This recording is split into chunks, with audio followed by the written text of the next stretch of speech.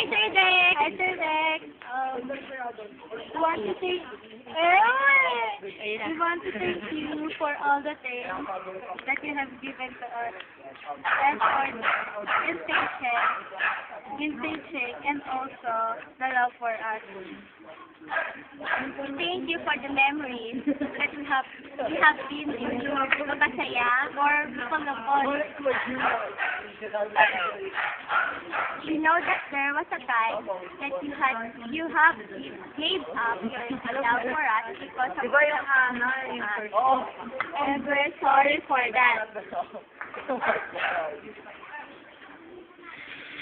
Hey, sir. Yeah.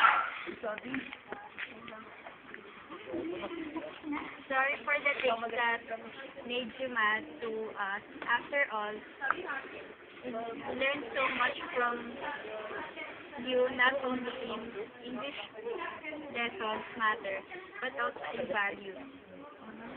Hi, sir. We're thankful that you're being a teacher and being a friend. We're thankful that you've been a part of university. So, Hi, sir. Hey, sir. We will treasure all our memories with you. Good luck to your next teaching. If you will not teach us again here in St. Catherine, we love you, sir!